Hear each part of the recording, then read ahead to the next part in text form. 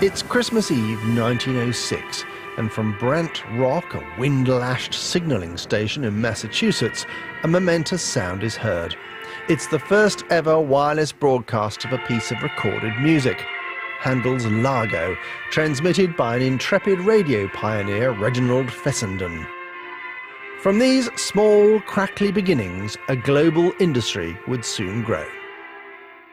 This historic broadcast ushered in a new age for music, an age when music would belong to everyone, everywhere, often, as it was in this case, enjoyed completely free.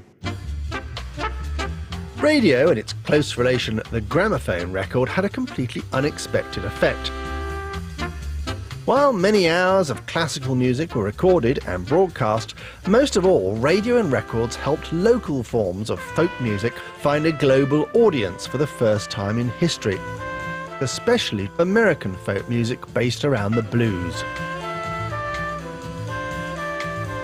The invention of new recording techniques and the rise of the popular music that benefited from them is the big story of the last 100 years in music.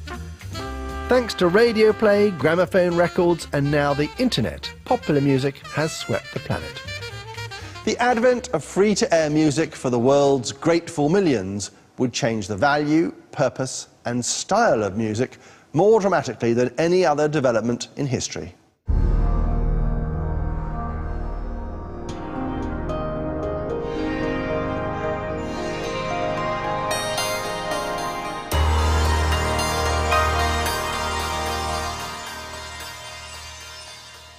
The popular age, as it rapidly became, brought undreamed-of musical rewards to humankind.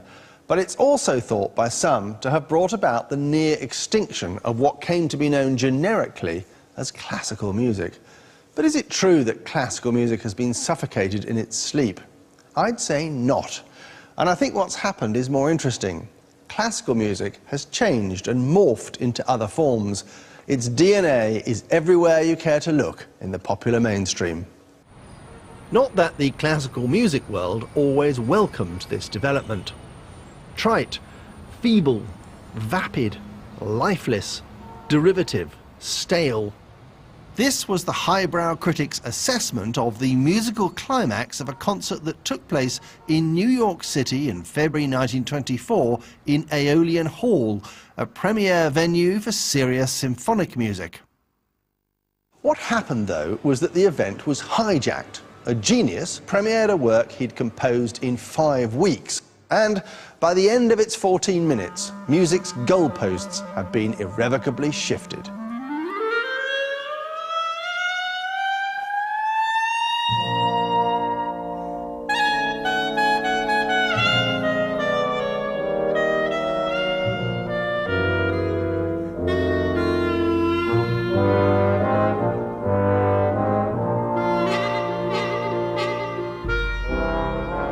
The point of the concert was educational, to demystify the classical shrine of Aeolian Hall for people who liked jazz, and to show connoisseurs of classical music that the upstart genre of jazz could work in a proper concert hall setting, as if to say, one day jazz will grow up and will be respected like Beethoven.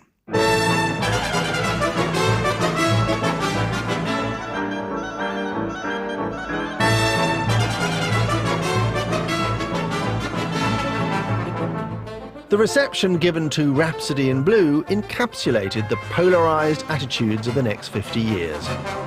High art critics panned it, the audience loved it.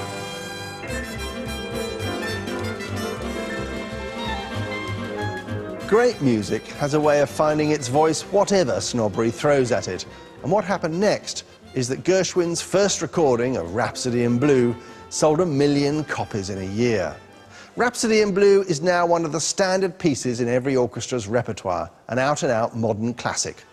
What the 20th century teaches us is that if you give music a nationality, a frontier, a class, a racial badge or a stylistic label, it'll break out of it, spectacularly.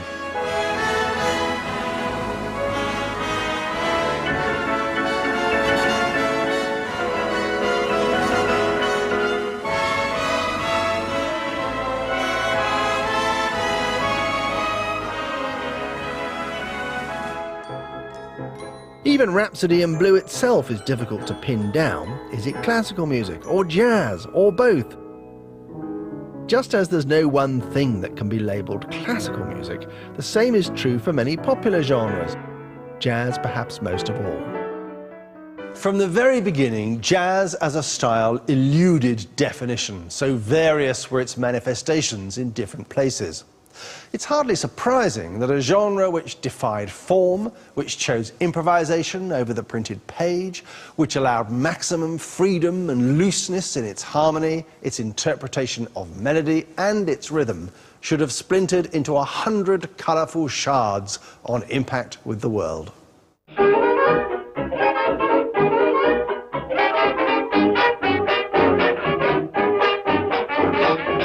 In the 20s and 30s, the records of Louis Armstrong, Fats Waller, Duke Ellington and many others were eagerly listened and danced to across the world.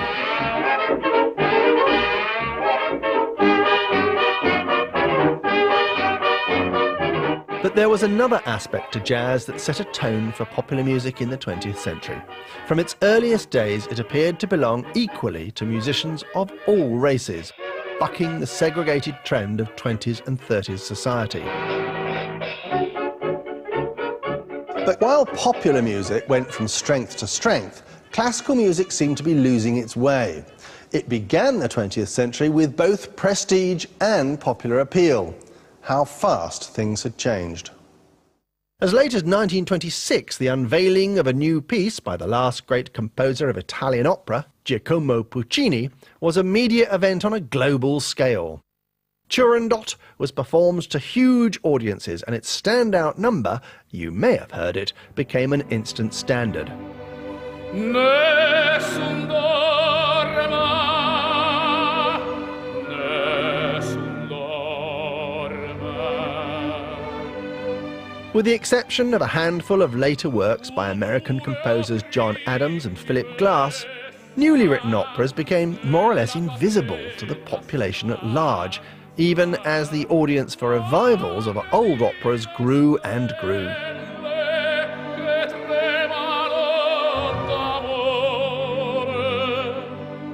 A newly composed classical opera in the late 20th century was like beluga caviar, a shockingly expensive product from an endangered species, accessible to a very few privileged people and all but irrelevant to anyone else.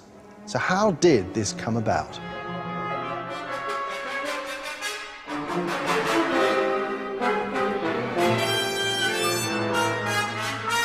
Avant-garde classical music began to set out on a radical new path in the early years of the 20th century. All the arts, as a response to the sheer speed and intensity of modern life, sought to abandon representational forms in favour of abstraction. Just as modern life became more and more fragmented, bewildering and unsettling, so too cutting-edge classical music became jagged and discordant to reflect the changing world. Composers like Arnold Schoenberg, Alban Berg and Anton Webern began to abandon the traditional building blocks of Western music. They put in place a new system variously called atonalism, 12-tone or serialism. Serialism aimed to do away with the sense of home in any given piece of music by treating each of the 12 notes in the Western scale as equals, not allowing any of them to be repeated, so your ear couldn't latch on to one of them as the centre of gravity. It was as radical a formula for music as it would be for a language if you ruled that no letter of the alphabet could be used more than once in a sentence.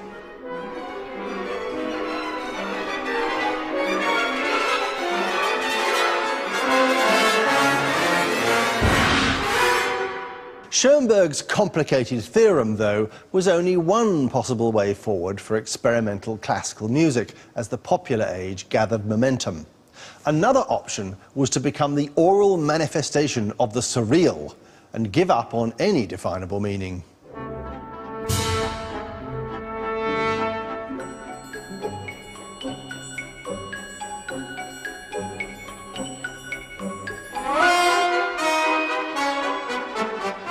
The term surrealist was first used to describe a 1917 ballet staged in Paris. Parade was a clownish concoction cooked up by composer Erik Satie, painter Pablo Picasso and writer Jean Cocteau. Parade was not without its innovations. These included the juxtaposition of seemingly unrelated scenes, the disruption of any expectation of a narrative, and its integration, against the composer's wishes as it happens, of non-musical sound effects into the score. The rhythmic qualities of these sounds, from typewriters to factory sirens, were to be exploited time and time again as the 20th century wore on.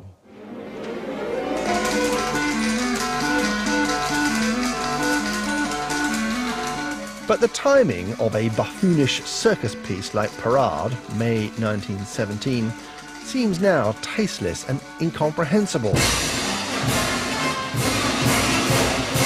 At the very same time that this tomfoolery was unfolding in Paris, just 100 miles away on the Western Front, 120,000 French lives were being lost in one of the bloodiest battles of the Great War. How cut off from reality had high art become that anyone deemed the slapstick camp of Parade, which has all the hallmarks of a hastily thrown together student review, an appropriate public offering while this was going on. But there was another way for classically trained composers to go. They could find common cause with the popular, and by so doing, cross-fertilise their idiom with the commercial mainstream. This alternative route for classical composers can be seen emerging in the 1920s in Germany. Here, the hangover from the First World War was felt most acutely, with hyperinflation, mass unemployment, and running street battles between communists and fascists. To address the political malaise, an edgy, politically charged cabaret style was born in Berlin. The composer who gave the style its hallmark was the classically trained Kurt Weill. He shot to recognition in 1928 with an opera/musical/play written with the communist playwright Bertolt Brecht. It was the Threepenny Opera. Set in the criminal world of 18th century Soho, complete with thieves, beggars, prostitutes and pimps, the Threepenny Opera's message is that the corruption, money-grubbing, violence and cynicism of the underclass is really no different to the wider values of capitalist society. It begins with a murder ballad introducing the central character, the charismatic, murderous gang boss, Mackie Messer, whose name in English was Mac the Knife. Und der Haifisch, der hat Zähne, und die trägt im Gesicht. Und Mackie, der hat ein Messer, doch das Messer sieht man nicht. Und Schmolmeier blieb verschwunden, und so mancher reicher Mann, und sein Geld hat Mackie Messer, den man nichts beweisen kann. Jenny Tauler ward gefunden, mitten im Messer in der Brust, und am Kai geht Mackie Messer, der von allem nichts gewusst. The Threepenny Opera was a kind of train spotting for the late 20s, presenting to its middle-class audience a grimy, no-frills vision of the alienated underclass. In Depression-era Europe, it clearly struck a chord, since by the time Weill fled Germany for the States in 1933, it had been translated into 18 languages and performed more than 10,000 times. Here was a form of accessible music in the shape of a drama that did mean something and had plenty to say about the times it was written in. What's remarkable is how, during the Depression era and the rise of fascism, it was popular music, rather than serious music, that became the voice of conscience. Even in the musical, so often a byword for escapism. I love you, Porgy. Don't let him take me.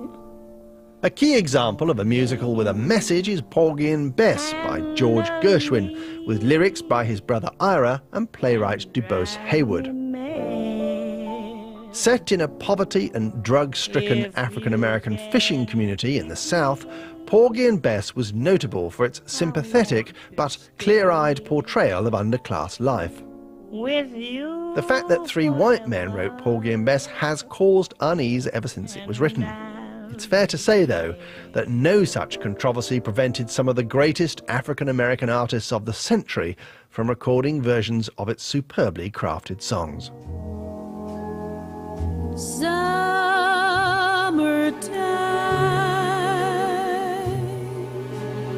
and the living is easy.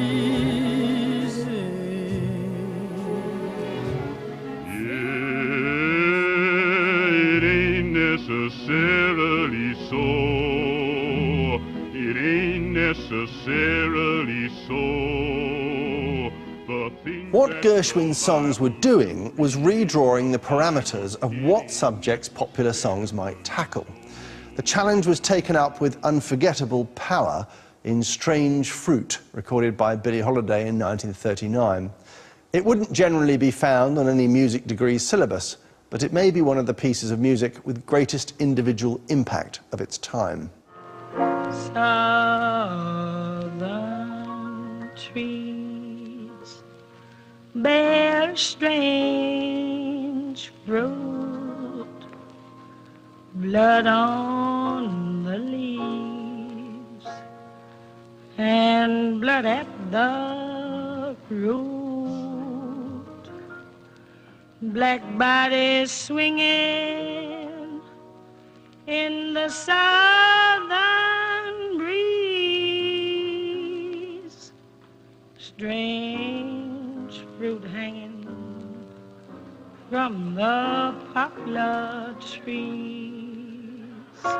Strange Fruit, written by a communist poet, Abel Meeropol, is thought to have been prompted by an unbearably graphic newspaper photograph of the lynching and hanging of two black men in Indiana in 1930.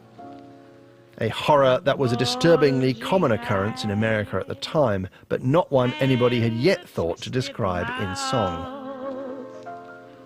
Scent of magnolia, sweet and fresh. Then the sudden smell of burning flesh. Holiday's haunting performance and the distressing poetic text of Strange Fruit marks the moment when popular song could no longer be dismissed as frothy commercial fluff, when it began to assume a more mature role in society's examination of itself. For the sun to rock, for the tree to drop. Here is a strange and bitter cry.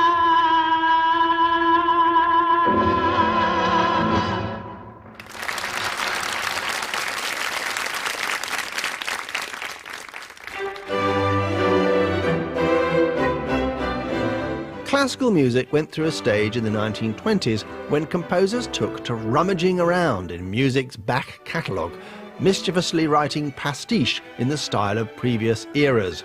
It was as if experimentation and modernism had simply run out of steam, to be replaced with the musical equivalent of repro furniture.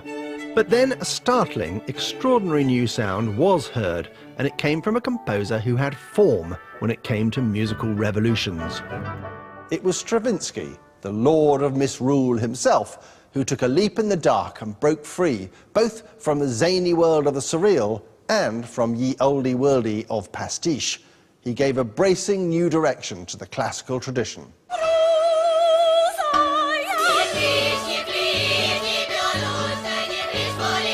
As is often the case, the most original, daring and influential works are ones that creep up on the world, apparently out of nowhere.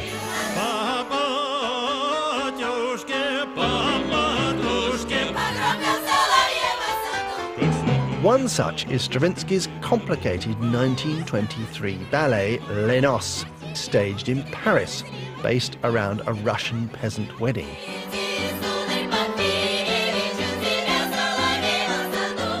At times, the role of the voice is like the modern technique of rapping.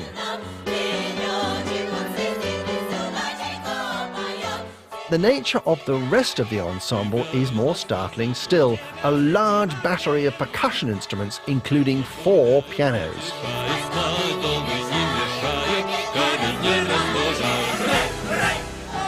The resulting jangling, sparklingly dissonant sound, which is brittle, full of edgy attack and a kind of out-of-tune resonance, would have been literally unimaginable, even terrifying to audiences of the day. One contemporary critic described Les Noces, the wedding night, as enough to convert intending brides and bridegrooms to celibacy. But to other composers, this sound seems startlingly fresh, like someone had uninvented the symphony orchestra and started again from scratch. The sound world of Les Noces is, quite simply, the most imitated of all 20th century combinations outside the fields of jazz and popular music.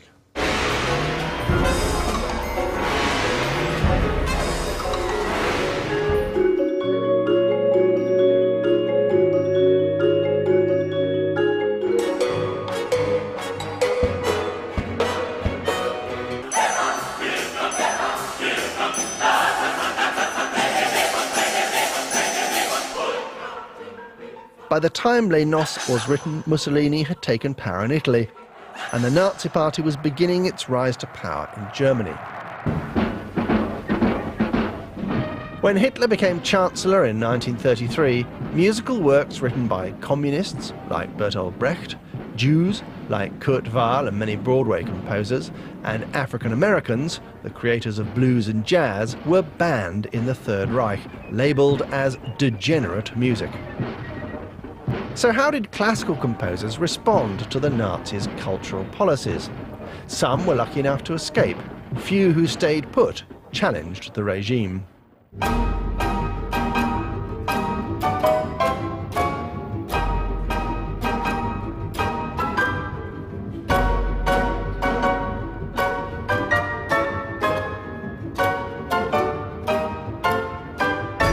The nearest thing classical music had to a true dissident in the 1930s was the Hungarian modernist Bela Bartok, who forbade all performances or broadcasts of his music in the Third Reich and fascist Italy, a gesture which impoverished him, and who actually asked for his name to be added to a Nazi list of so-called degenerate musicians intended for public ridicule and ignominy.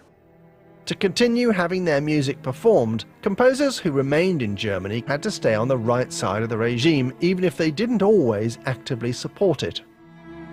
For the now elderly composer Richard Strauss, the most prestigious cultural figure in the Third Reich, his struggle seemed to be confined to how to handle the Nazi bigwigs so that they'd leave him alone.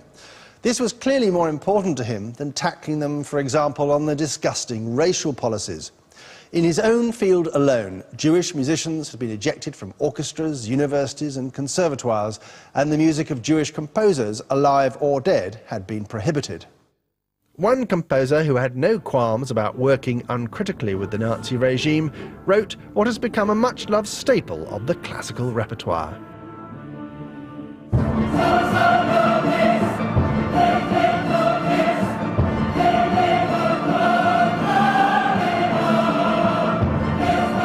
Carmina Burana had its tumultuously successful premiere in the Third Reich in 1937. Orff accepted the Nazi government's request to replace the Jewish Mendelssohn's incidental music to A Midsummer Night's Dream. He appeared powerless to intervene on behalf of a close friend who was tortured and executed by the regime, and he lied to the Americans after the war about having been involved in the resistance, which he was not.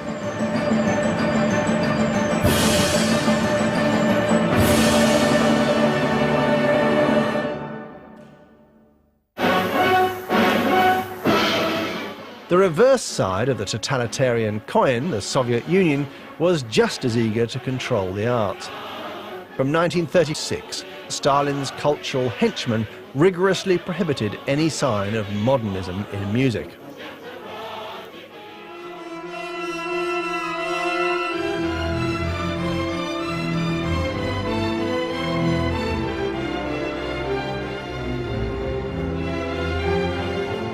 This hardening of official attitudes caused huge difficulty for Russia's leading composer, Dmitri Shostakovich.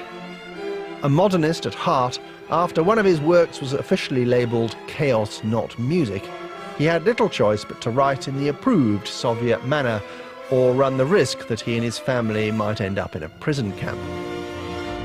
But then, when Germany invaded the Soviet Union in 1941, the agendas of Stalin and his composers were all of a sudden newly aligned. Composers' purpose and cause became patriotism.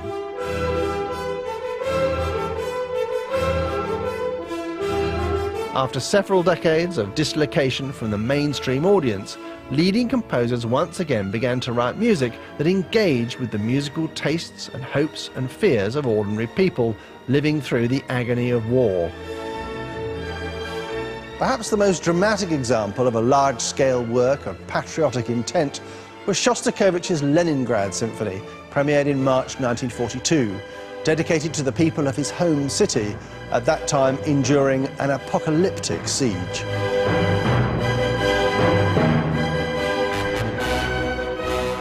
The siege of Leningrad, modern-day St. Petersburg, cost more lives than any other battle of the war. So desperate were conditions that in the winter of 1941 there were outbreaks of cannibalism.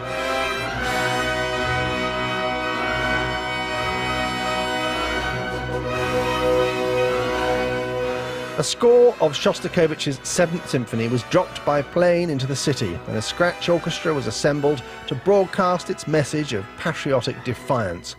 It was played on loudspeakers throughout the devastated city, as well as outwards to the enemy lines, and performed and broadcast all over the Soviet Union.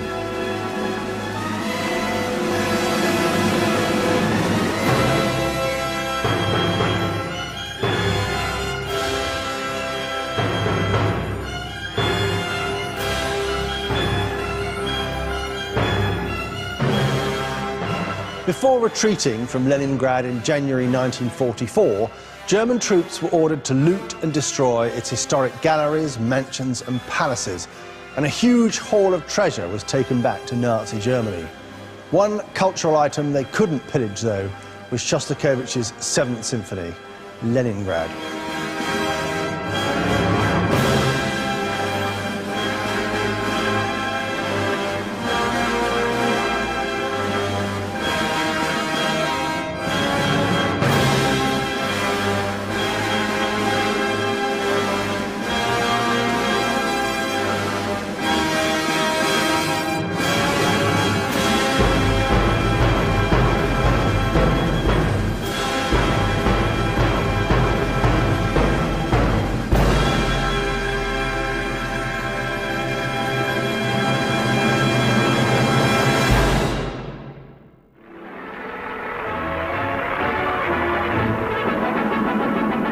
In the USA, musical patriotism took a rather different form.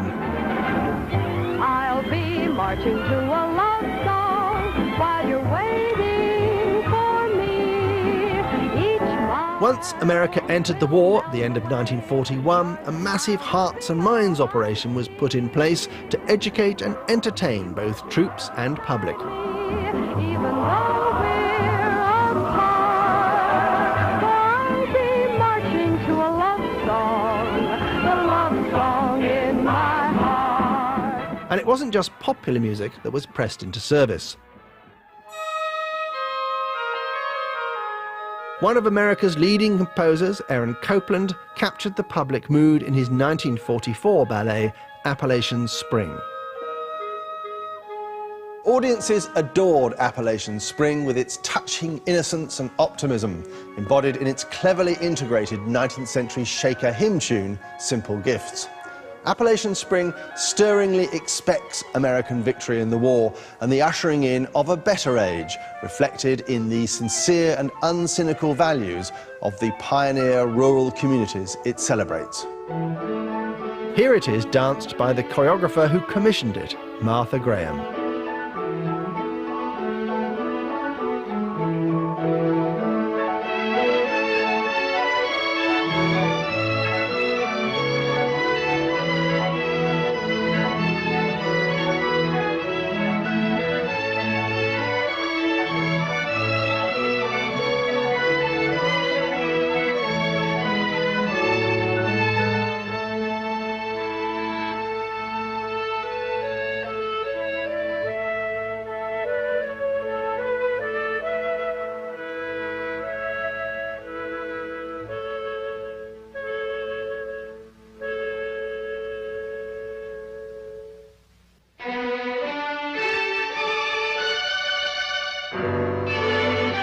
Like Stravinsky's Firebird and The Rite of Spring, Prokofiev's Romeo and Juliet or Ravel's Bolero, all riotously successful, Appalachian Spring was composed as a ballet score.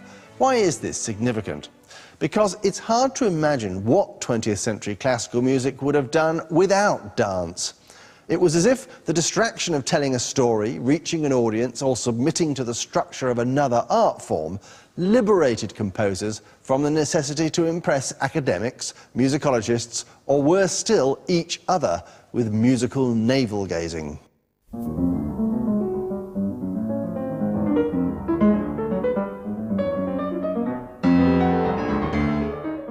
Don't get me wrong, this sort of avant-garde music did find an audience. But in the 1950s, cutting-edge new music began to take a strange direction, going even further than the radicals of the 1920s, with whole pieces being made up of found sounds and musical decisions being made by the toss of a coin or the mood of the musician. The high watermark of this movement has to be John Cage's creating in 1952 a piece called 4 minutes 33 seconds, consisting of the player or players doing nothing for that length of time, treated ever since by the classical music high command as a significant musical event. The piece was in 3 movements. Here's an excerpt from the second.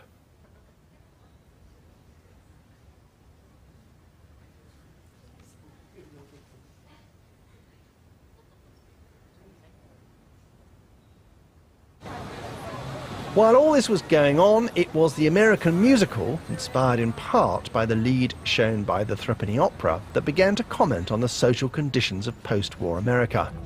Buying on credit is so nice. One look at us and they charge twice.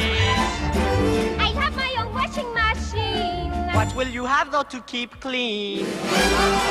Skyscrapers bloom in America. Cadillac zoom in America. Industry boom in America. 12 in a room in America.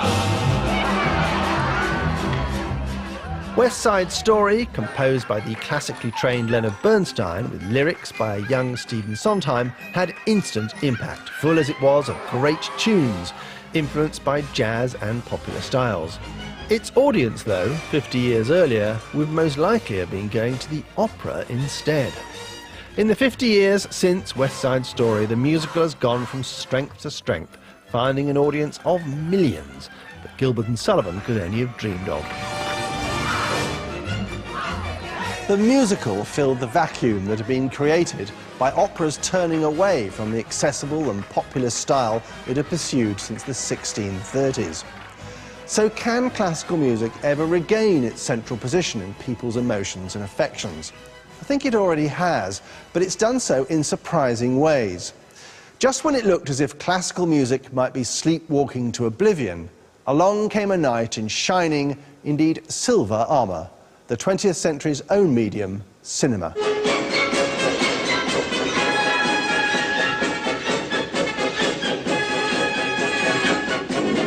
One of the first examples of a collaboration between a major classical composer and a filmmaker of genius was Prokofiev's groundbreaking score for Eisenstein's Alexander Nevsky from 1938.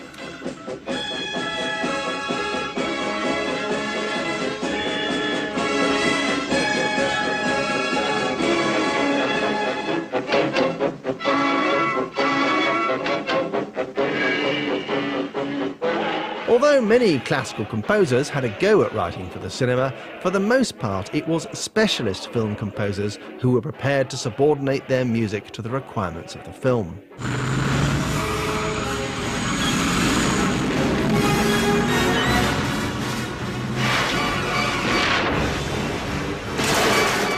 Even a comic strip gothic thriller like Batman, aimed at a mass audience, featured a full-on orchestral score, classical in all but name, composed by the brilliantly quirky Danny Elfman, which made the action sequences thrilling and dark.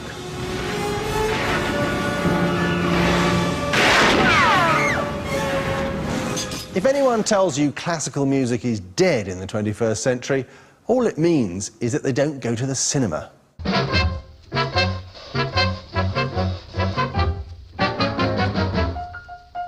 While classical music in cinema thrived, popular music post-war wasn't standing still. Better microphones and recording techniques, the arrival of the long-playing record, and in particular a new breed of musical virtuoso, were all laying the groundwork for the blossoming of electrifying new popular forms. One of them was the jazz style known as bebop, the frantic somersaulting groove of the late 40s and 50s, where whole tracks were devoted to helter-skeltering instruments, sometimes solo, sometimes in coordinated groups, tumbling across notes at high speed, willfully oblivious of the harmonies they once belonged to. If death-defying off-piste skiing at high altitude down near vertical slopes had a musical equivalent, this would be it. Salt peanuts, salt peanuts.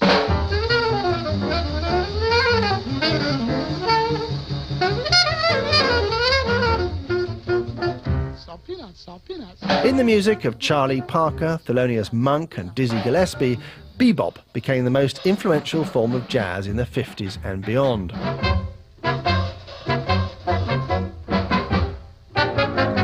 Salt peanuts, salt peanuts. Whilst bebop relied for its forward momentum on giddy chaos, other forms of popular music wanted to go in the other direction, towards a raucous, thumping regularity. Rocket 88 was released in 1951. It's generally reckoned to be the first rock and roll record. Unlike the unpredictability of bebop, rock and roll's appeal lay in the clockwork rigidity of 4 beats to a bar. Jazz was for cool dudes to listen to, rock and roll was for teenagers to dance and date to. And teenagers suddenly existed, apparently, after 1950.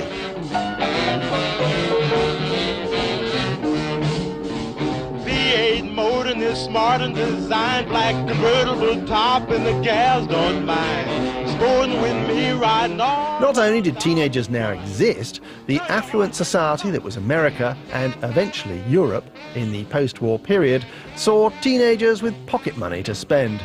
Transistor radios and dance-set record players meant that music aimed at teenagers was where the money was to be made, and the record business acted accordingly. Increasingly, albums were made for adults, singles in the hit parade was squarely aimed at youth. As time went by, other elements were added to the recipe of rhythm and blues, the simplicity and liveliness of country music, and the soaring passion of gospel. Hey, mama, don't you treat me wrong. Come and love you, daddy, all night long, all right now. Hey, hey, all right.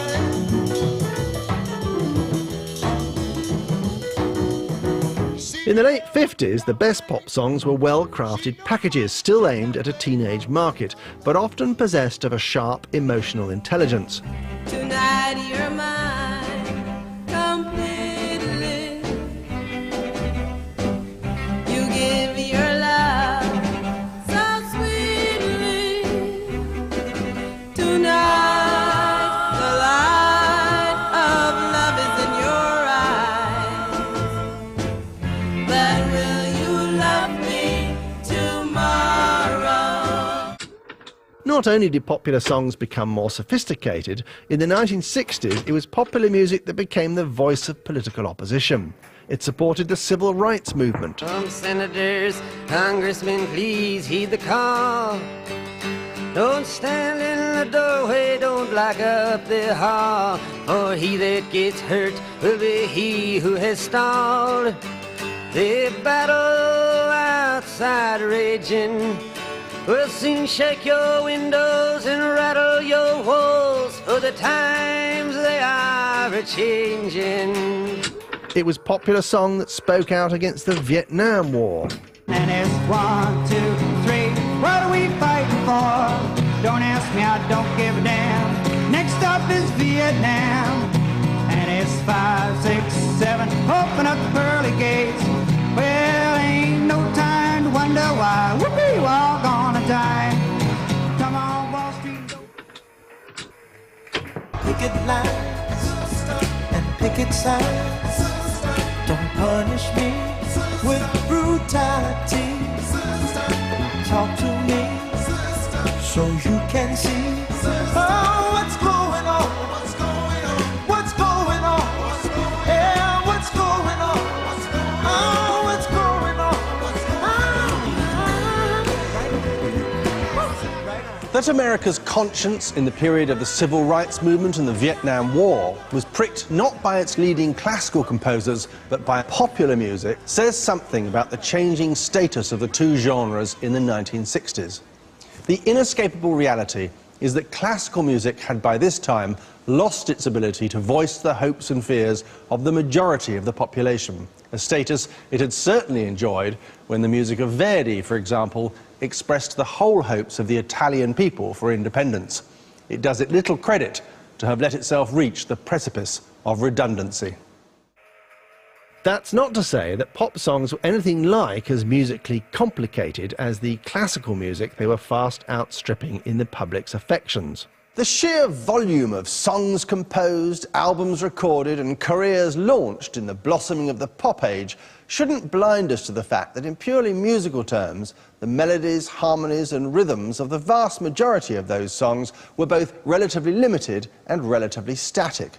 Large swathes of the pop, rock and soul repertoire are variants on the basic blues template, with a straight 4-in-a-bar drum beat, a diet of between 3 and 12 chords, and a smallish smorgasbord of instruments to choose from, revolving around guitar, bass, keyboard and drums. She loves you, yeah, yeah, yeah. She loves you, yeah, yeah, yeah. She loves you, yeah, yeah, yeah, yeah. Think you've lost your love. Well, I saw her yesterday. One group who started out as a no-frills guitar and drums outfit not only became the most famous musicians on the planet, the Beatles revolutionized pop music.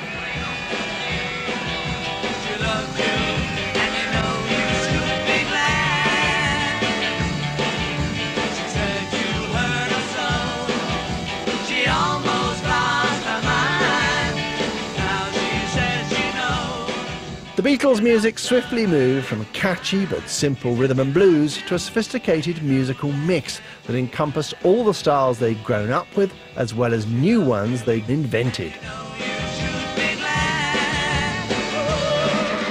From the beginning of their careers, they'd happily plundered musical influences from a plethora of earlier genres, like the Anglo-Celtic folk modes, or scales, in this song. Eleanor Rigby picks up the rice in the church where a wedding has been. Lives in a dream, waits at the window, wearing the face that she keeps in a jar by the door. Who is it for?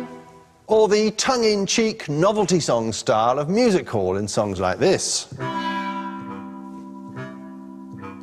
When I get older, losing my hair, many years from now, will you still be sending me a valentine, birthday greetings, bottle of wine? The Beatles also introduced into progressive pop music such exotic innovations as an improvising classical orchestra,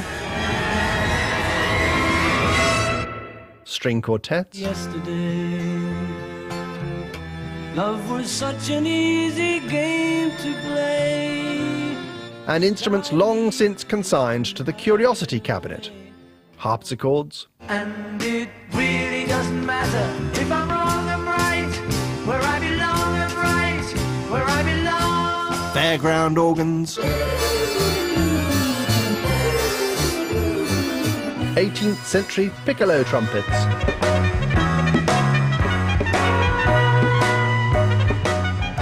and recorders.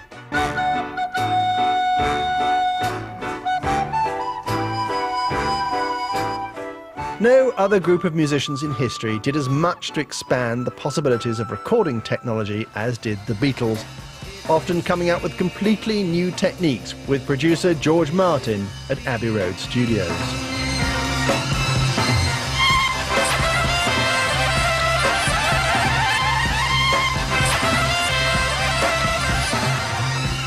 The studio albums the Beatles assembled between 1965 and 1970 are like a joyful, cheeky, kaleidoscopic journey through musical history. The message their irrepressible creativity sent out to the young at heart of the world, swimming in teenage pop culture, was that old stuff still had a role to play, that music's past was cool and interesting and fun too. They were the most unlikely saviours of old-fashioned music, but that's undoubtedly what they were.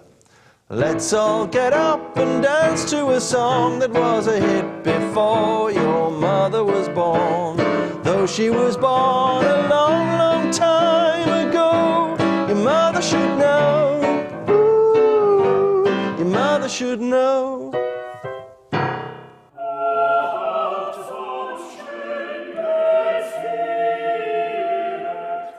But even the Beatles didn't think to base a whole song around a Lutheran hymn harmonised by J.S. Bach.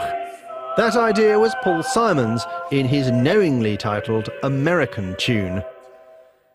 In this song, written in the months after an American planted the Stars and Stripes on the moon, Simon's patriotism is underpinned with one key ingredient: gratitude.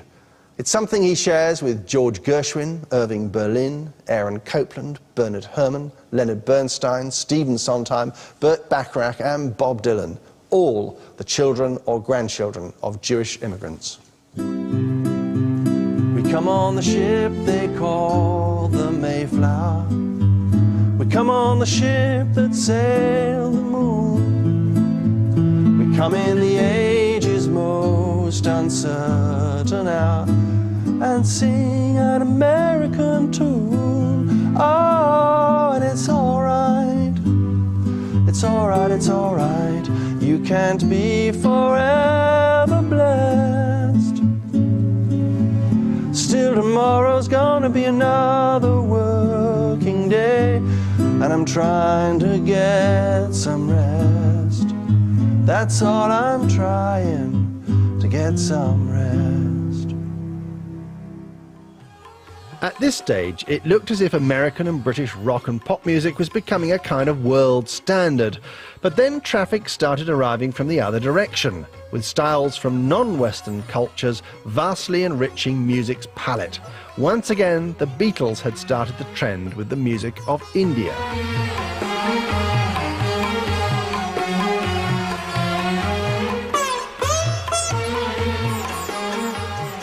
In the mid-70s, Stevie Wonder brilliantly adapted the street rhythms of Cuba in a series of hugely influential albums.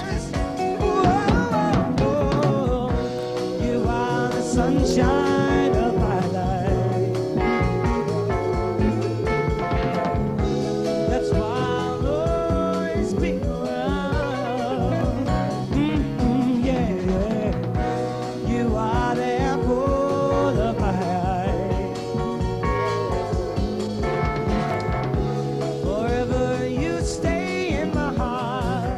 Paul Simon then recorded in the culturally isolated apartheid-era townships of South Africa.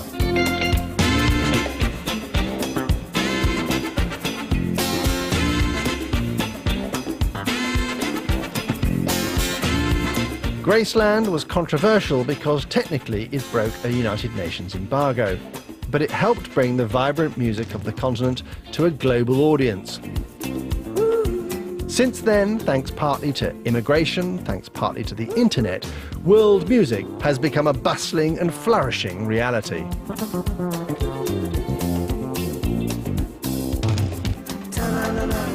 In the mid-20th century, it seemed as if the two traditions of music, classical and non-classical, were drifting further and further apart, as if they were speaking different, untranslatable languages. But then a strange thing happened. In America, the two zones, contemporary pop and contemporary classical, gave birth to a child that was half one, half the other. The child's name was minimalism, and the arrival of minimalism provoked a sea change in the relationship between musical genres. It ushered in an age of musical convergence, our age.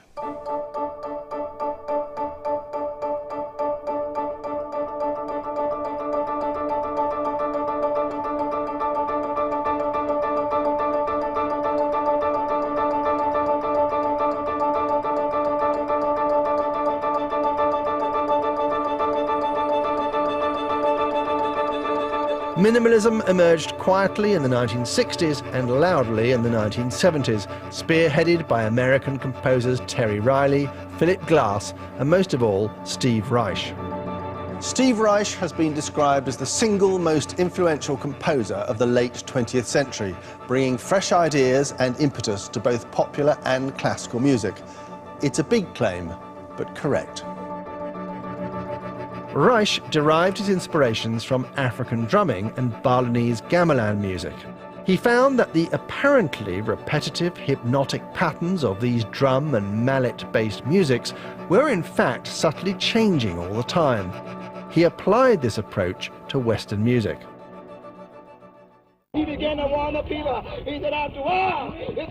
Reich is also the godfather of sampling, whereby a fragment of recorded sound is chopped up and recycled back into a musical pattern.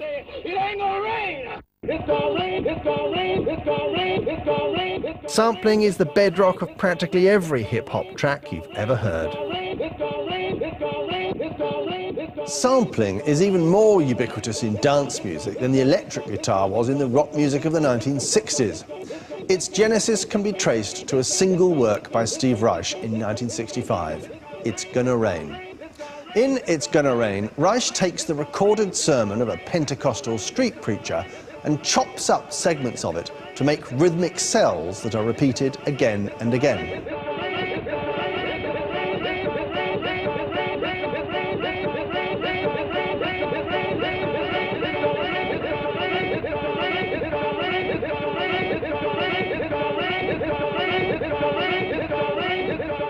These techniques were then adopted in popular music, but now the exchange of ideas was a two-way street between cutting-edge popular musicians and their classical minimalist counterparts. David Bowie integrated minimalist styles from Reich and his fellow New Yorker Philip Glass into his 1977 album recorded in the shadow of the Berlin Wall, Low. Then, 15 years later, Philip Glass composed a Low symphony based on material from the Bowie album.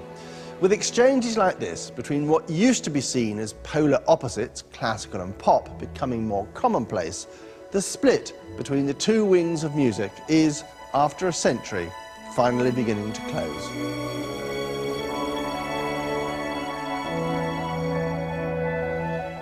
More than anything, it's advances in music technology that have helped draw the two sides closer together. Music technology, whether for recording, amplification or editing, has developed at an amazingly accelerated pace right up until our own time and continues to propel music in different directions, from synthesizers and drum machines to sampling, club-style mashups and the unstoppable spread of auto-tune software, or, for that matter, playing the human voice on a keyboard. Drink to me only,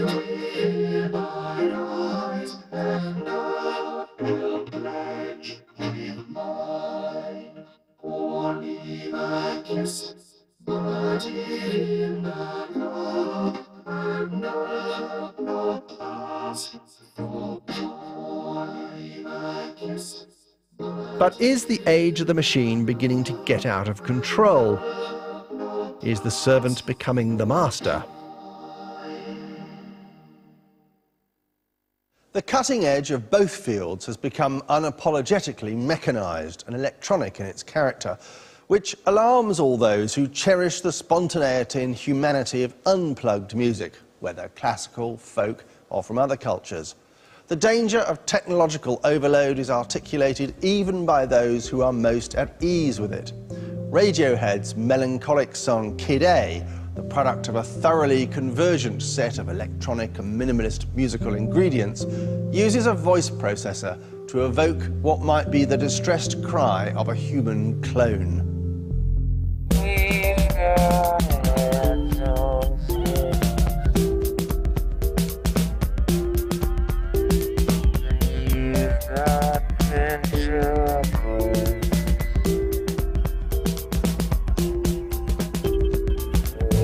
Worrying about becoming slaves to machines is nothing new in human progress. But what the musical past tells us is that it doesn't do to worry too much about what happens next. For every movement, there's a counter-movement. For every fear, a reassuring hand on the shoulder.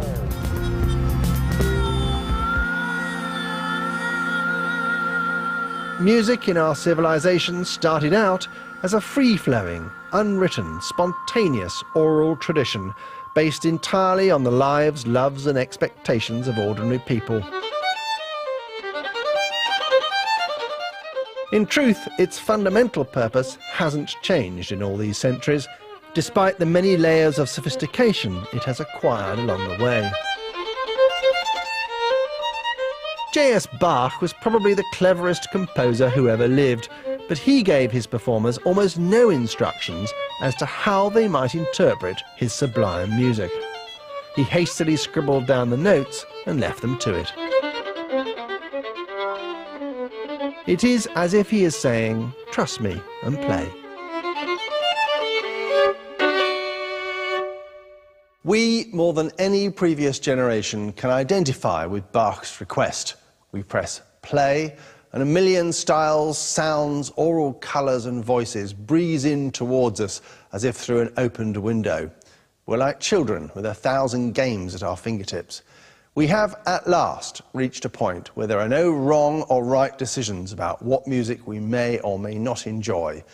Just one gratifyingly simple instruction: play.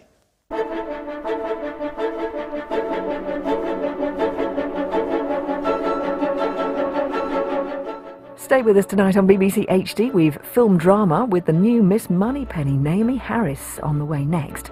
A right to free education in Africa brings a mature student to school, but he's not exactly welcome. First grader coming up.